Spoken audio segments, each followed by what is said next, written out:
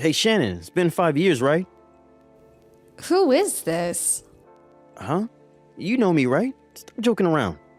We miraculously reunited today, didn't we? What are you talking about? Please tell me your name or I won't know what you're talking about. Fine, I'll tell you. It's me, Tariq. Huh? Your ex-husband, Tariq? How do you have my account information? Seriously? You don't know yet? You came to the entrance ceremony at the kindergarten yesterday, right? The entrance ceremony? Your child goes to the same kindergarten as mine? Yep, she's my second child. It seems that my daughter is in a different class as your daughter, though. But it seems like a child of my wife's friend is in the same class as your child, so you must have exchanged contact information with her. She gave your contact information to my wife, which is how I got it. Could you not hand out my contact information like that? Calm down, I have no intention of getting back together with you or something.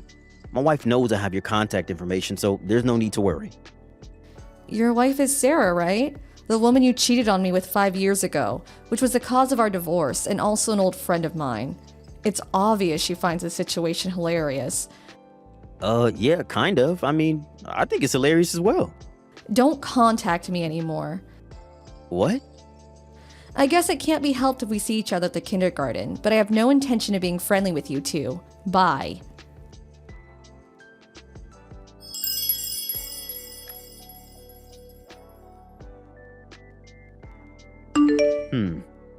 This gets more and more hilarious the more I think about it.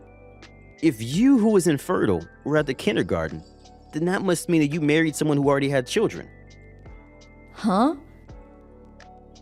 Even if you come to the entrance ceremony pretending to be a mother, it's not your actual child, so it's a bit funny thinking about it. So you still think I'm infertile? But you couldn't bear a child in the 3 years that we were together, right? Mom said that if a woman can't bear a child in 3 years, then she must be infertile. But I never even got myself tested for infertility. It must have just been bad timing. But the truth is that you couldn't have a child, which means that you're infertile. You knew this, and that's why you married a single father, right? I'm my husband's first wife, and the child that was born between us is also his first child. Stop being delusional. I'm delusional? Yeah, these are the sad fantasies of a woman who can't give birth. You really are strange. Fine. Our children go to the same kindergarten, so we'll probably see each other again whether we want to or not. So I'll tell this to you now to prevent any misunderstandings in the future. What is it? I've already given birth to 3 children. Huh? My eldest son, who's 3 years old, the one who came to the entrance ceremony yesterday, and 2 twin daughters who were half a month ago. Huh? You're infertile but have 3 children? That means your husband had 3 children with his previous wife, right? Stop making weird excuses, it's confusing.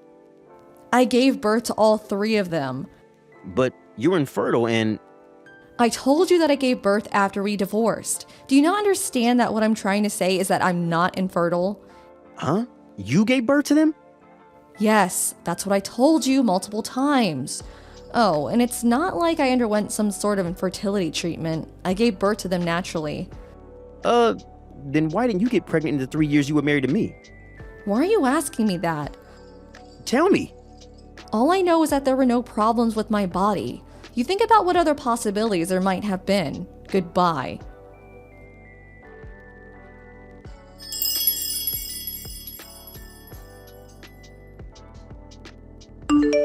Because of you, my wife took my children and went to her parents' house. What? Don't get me involved in your fights, please. I'm not involving you, this is your fault. I wanted to find out whether you had actually given birth to your son, so I dropped off and picked up my child to and from kindergarten as much as possible so I could have a chance to meet you. Oh, you're talking about 10 days after the entrance ceremony, right? I was with my husband, right? Yes, that husband. I tried to talk to you, but as I tried to approach, he suddenly appeared from behind your back. I thought I hadn't seen him before, and so I looked closely at his face, which is when I noticed that he was the executive director at my office. Apparently, I only found out when he told me after we got married. I know that he has a son the same age as my daughter. When I heard that his wife gave birth to twin daughters a few months ago, does that mean that what you were saying was true? I see.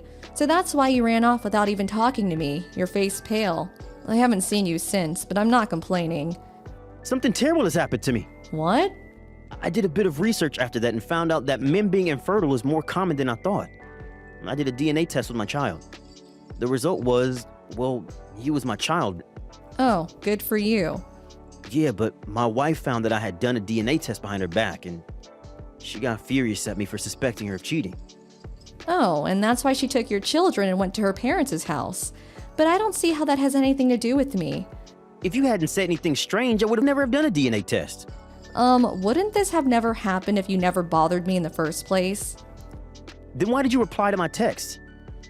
Because you still insisted that I was infertile, and you even said that my husband was a single father or something. Don't you think it was only natural for me to get annoyed and correct you? But you were supposed to be infertile. You were just being delusional. If you have the time to complain to me like this, then why don't you make up with your wife instead? Bye.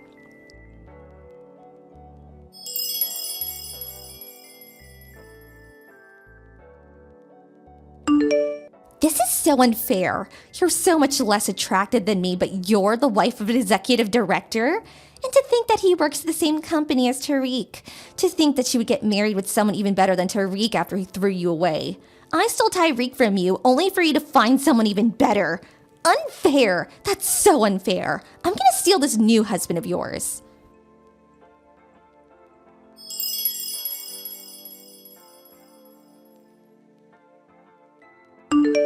I can't do this anymore. Huh? My family's on the verge of collapse again. Oh, you're talking about how Sarah tried to seduce my husband into going to a hotel together, right?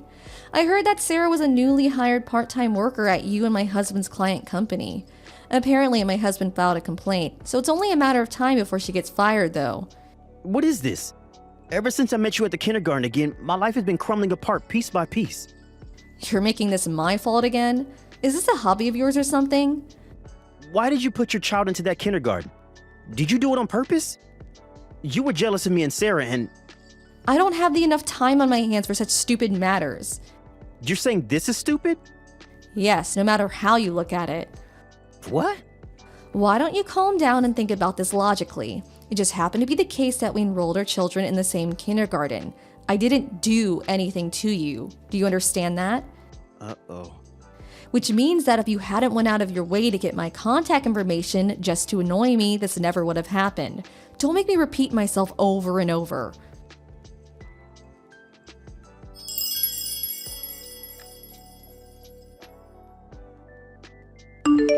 Shannon, I turned in my divorce papers earlier. So could you get divorced as well and get back together with me? Huh? Let's just give custody of our children to our current partners and give birth to children of our own. It seems that neither of us are infertile, so you were getting a bit old to give birth, but you can handle one more, right? Jesus, will you seriously never leave me alone? What? It's been medically proven that too much stress makes it more difficult to have children. What? What are you trying to say? Don't you get it? Huh? You bothering me like this all the time is a huge source of stress.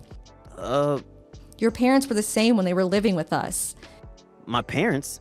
Yes, they were just like you. Every time I met them, the first thing they would say was, "Give us a grandchild." They would tell me this more than a dozen times each day, which almost drove me to insanity. But they never said that to Sarah. Of course they didn't. What? You have an older child, right? Sarah got pregnant with this child, which is also why you divorced me. They wouldn't tell her to give birth to a grandchild if she already did, would they? Judging by what you said earlier, it seems that Sarah got custody of the child, so if I were to marry you again, I would be thrust back into the same hell as before with them telling me to give them a grandchild over and over. Why would I do that? Fine, I'll keep an eye on them and make sure they don't say that to you anymore. But I have no intention of divorcing my husband, and I have no intention of letting go of my children either. What? Really? Why did you even think that I want to get back together with you in the first place? There's no chance no matter how you look at it. Yeah, but if the two of us loved each other enough. I lost my last ounce of love for you when I found out you cheated on me with Sarah. What? Then what should I do now? I already got divorced. I don't know. Just open the front door, will you? What? I came to pick you up. I know that the executive director doesn't go to work on Mondays. This is our chance to make an escape without being bothered. Come on, I'm outside the backyard. I can come in if I break the window in the living room. Hold on. If I could just get a hold of you for a day, then you'll have no choice but to get divorced. Are you an idiot? Huh? Is that how you talk to your husband? If the executive director doesn't go to work on Mondays, then he isn't at the office now, right? Yeah, that's why. then doesn't that mean there's a high probability that he's currently at home? In fact, he is. Huh? Apparently, he's going to tell the company about this. No way. We already called the police, by the way. I hear sirens. There's no use trying to run anymore. Goodbye.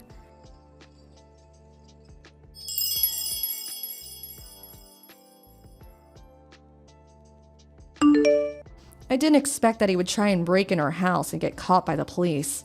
Not long after that, Tyreek was fired from his job. We received an alimony from Tyreek and Sarah, and after that placed a restraining order on them. I haven't seen them since. Apparently, both of their families got involved in a fight over who would get custody of their children. Since neither of the parents were functioning adults, the grandparents of the children had to settle things for them.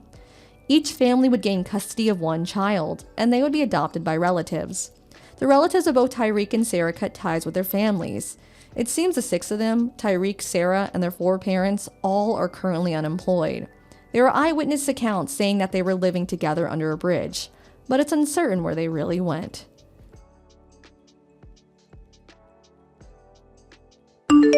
Thank you for watching. Please subscribe and hit the like button. See you next time.